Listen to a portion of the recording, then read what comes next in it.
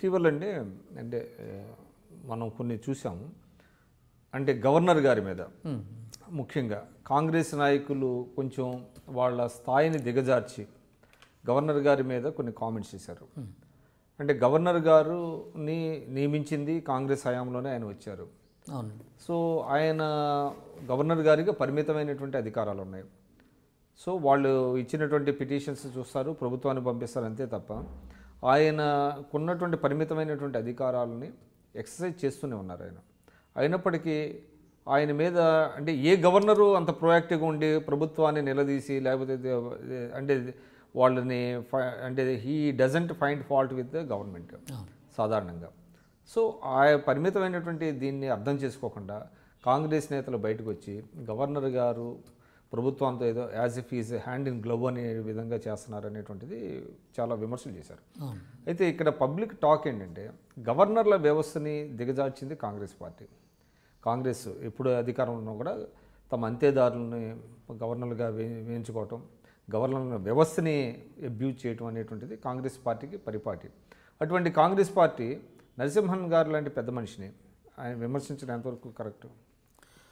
అక్కడ వ్యక్తిగతంగా నరసింహన్ లాంటి పెద్ద మనిషి అన్నది కాదు, అక్కడ ఆ సీట్లో ఎవరు కూర్చున్నా హీజ్ ఎక్సలెన్సీ, ఆ సీటు గౌరవాన్ని కాపాడే విధంగా హుందాగా ఉన్నటువంటి గవర్నర్, అపాయింట్ అయినటువంటి గవర్నర్ వ్యవహరించాల్సిన అవసరం ఉంది.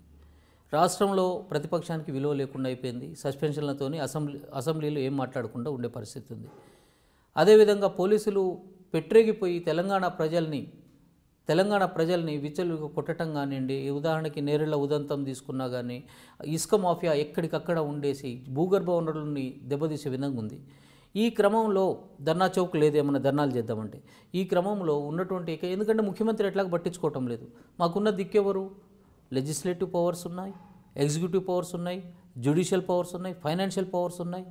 రాష్ట్రానికి ఒక రిప్రజెంటేటివ్గా రాష్ట్రపతికి ఉన్నాడు. అటువంటి వ్యక్తిని కలిసి మాకున్న సమస్య ఇది అని చెప్పేసి చెప్పడానికి పోయినప్పుడు మీ దగ్గర నుంచి వచ్చే ఆన్సరు ఏమి అంటే మీ హయాంలో ఇసుక ఈ దందాలు జరగలేదా, మాఫియా జరగలేదా అని క్వశ్చన్ చేస్తారా? లేకుంటే మీ సమస్య ఇదా, okay I will forward it to government అంటారా?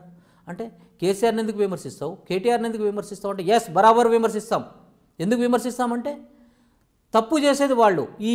ఈ మంత్రివర్గంలో ఉన్నటువంటి వ్యక్తులలో నిర్ణయాలు తీసుకునేది కానివ్వండి, ఏమైనా ఇన్ఫ్లుయెన్స్ చేయగలిగే వ్యక్తులు వాళ్ళు ఇద్దరే ఉన్నారు. అందుకని ఖచ్చితంగా విమర్శిస్తాం. విమర్శించినప్పుడు మా విమర్శ ఎంతవరకు సద్విమర్శ లేకుంటే కావాల్సుకొని చేస్తున్నాం అనేది ఆలోచన చేసి దాన్ని మీ డ్యూటీ మీరు చేయండి.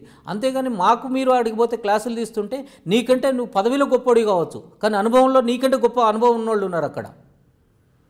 అటువంటి పరిస్థితులలో ఖచ్చితంగా మా మనోభావాలు దెబ్బతిన్నప్పుడు మేము నిలదీయడానికి అవకాశం ఉంటుంది. సరే ఓకే, కాంగ్రెస్ పార్టీ వాళ్ళు అంటే కావాల్సుకొని నిలదీస్తున్నారు. మరి బీజేపీ కిషన్ రెడ్డి గారు ఎందుకు చేశానండి? అదేవిధంగా ఎంపీలు ఇద్దరు, మన ఎమ్మెల్యే గారు, ఎంపీ గారు, బీజేపీకి చెందినటువంటి వాళ్ళిద్దరు కూడా ఆంధ్ర నుంచి కూడా ఉన్నారుగా, నాలా యాక్ట్ విషయంలో మీరు వివక్షత చూపుతున్నారు, మీరు అసలు ఏకపక్షంగా వ్యవహరిస్తున్నారు, మీరు హైదరాబాద్లోనే కూర్చుంటున్నారు, మీరు విజయవాడకు రావట్లేదు, అమరావతికి రావట్లేదు అని చెప్పేసి వాళ్ళు కూడా అన్నారు. సరే, ఇక్కడ ఈ సందర్భంలో ఒకటి చెప్పాల్సింది ఏంటంటే గవర్నర్ గారు హైదరాబాద్లో కూర్చుంటున్నారు, తెలంగాణకు ఒరగబెట్టింది ఏం లేదు. He's confined to Hyderabad, he's confined to temples. ఎప్పుడో ఒకప్పుడు మా అదృష్టం కొద్దీ మా నల్గొండ జిల్లాకు వస్తున్నట్టు ఏదో ఈ ఫ్లోరైడ్ జలాల గురించి మాకేమన్నా లాభం జరుగుతుంది అనుకున్నాం, కానీ మట్టపల్లి అని చెప్పేసి హుజూర్ నగర్ మా ఉత్తమ్ కుమార్ రెడ్డి గారి కాన్స్టిట్యున్సీలో అక్కడ ఒక టెంపుల్ని దర్శించుకోవడం కోసం వచ్చారు. అంతకుమించి ఆయన గవర్నర్ గారు ఇక్కడ తెలంగాణ జిల్లాలో పర్యటించింది. టెంపుల్స్ని దర్శించడం తప్పంటారా? తప్పని కాదు, కానీ ఒకటండి, దేనికైనా ఒక లిమిట్ ఉండాలంటే ఇప్పుడు యాజ్ ఎఫ్ నేను మీరు పోయినట్లు కాదుగా టెంపుల్కి పోవటం అంటే ఒక వ్యవస్థ మొత్తం కదులుతుంది. గవర్నర్ గారు పోతుందంటే అంతెందుకు, ఆ మధ్యన ఏదో టెంపుల్కి పోతే ఒక పిల్లోడు నీతోని ట్రాఫిక్ అంతా జామ్ అవుతుందని చెప్పేసి అంటే అక్కడికక్కడ పోలీసులు అరెస్ట్ చేసి పోలీస్ స్టేషన్ తీసుకుపోయి మళ్ళీ వదిలిపెట్టారు. అంటే ప్రజల నుంచి కూడా ఈ స్పృహ ఉండి ఇట్లా మీ యొక్క మూమెంట్తో ఇట్లా ఇబ్బందులు అవుతున్నాయి ప్రజలకు అని చెప్పేసి అనే పరిస్థితి ఉంది. అయితే చివరికి చెప్పేది ఏంటంటే గవర్నర్ గారు హుందాగా వ్యవహరించాలి, రాజకీయాలకు అతీతంగా వ్యవహరించాలి. మీకున్న executive powers, judicial powers, financial powers, ఈ పవర్స్ అన్నిటిని కూడా మీకు కట్టబెట్టింది. ఎందుకనంటే రాష్ట్రం సుభిక్షంగా ఉందా లేదా, మంచిగా పరిపాలన సాగుతుందా లేదా అని చెప్పి ఎప్పటికప్పుడు కూడా కేంద్ర ప్రభుత్వానికి తెలియజేయడానికి వాళ్ళ ఏజెంట్గా మిమ్మల్ని ఇక్కడ పెట్టారు. ఆ పర్పస్ డిఫీట్ అయ్యే విధంగా మీరు వ్యవహరించొద్దు. అంతే తప్పితే నరసింహన్ గారి మీద మా పార్టీ వాళ్ళకి ఏమి వ్యక్తిగత శత్రుత్వం లేదు. ఆయన అధికారంలోకి ఆయన్ని గవర్నర్ని చేసింది మేమే, సుదీర్ఘకాలంగా గవర్నర్గా ఉన్నటువంటి ఖ్యాతి గడించడానికి కూడా కారణం కాంగ్రెస్ పార్టీ అన్న విషయాన్ని కూడా ఆయన గుర్తుపెట్టుకోవాల్సినటువంటి అవసరం ఉంది. ఇంకొక విషయం అండి, ఏ ముఖ్యమంత్రి కూడా ఇంతవరకు ఏ గవర్నర్ని కూడా కలవనన్ని సందర్భాల్లో ముఖ్యమంత్రి కేసీఆర్ గారు గవర్నర్ దగ్గర పోయి కూర్చొని కాళ్ళు మొక్కుకుంటూ చాలాసార్లు కలిసిన సందర్భాలు ఉన్నాయి.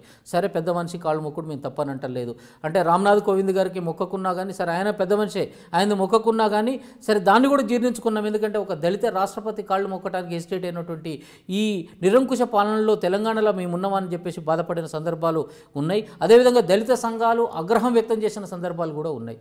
అయినప్పటికీ కూడా ఇన్ని సందర్భాలలో మీరు రాష్ట్రం పరిపాలన గురించి ఏమైనా డిస్కస్ చేసినరా, లేకుంటే వ్యక్తిగత వ్యవహారాలు డిస్కస్ చేసినరా?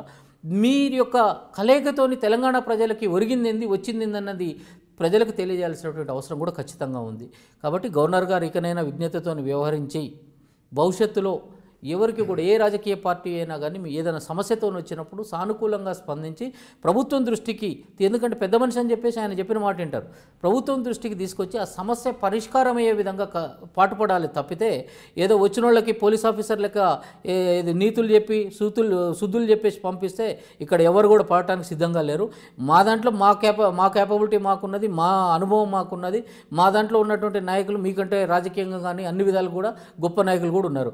ఉత్తమ్ కుమార్ రెడ్డి గారు రాష్ట్రపతి భవన్లో చేసినారు. ఆయన is not a small person, is also eminent personality. మరి అటువంటి వ్యక్తి ముందర కూడా అట్లా మాట్లాడటం కరెక్ట్ కాదు కదా. మాకున్నటువంటి అబ్జెక్షన్ని రేజ్ చేసినాం తప్పితే ఆయనని వ్యక్తిగతంగా ఎప్పుడు కూడా అబ్యూజ్ చేయలేదు. ఇదండి విషయం. అది మీరు చూస్తున్నారు ఐ డ్రీమ్ న్యూస్ని. మీరు చూస్తున్నది ఐ డ్రీమ్ న్యూస్. అంటే కళలని నిజం చేస్తూ ప్రజలకి నిజాలని కళల ద్వారా తీసుకొచ్చే ఐ డ్రీమ్కి మై బెస్ట్ విషెస్. మీరు చూస్తున్నది ఐ డ్రీమ్ న్యూస్.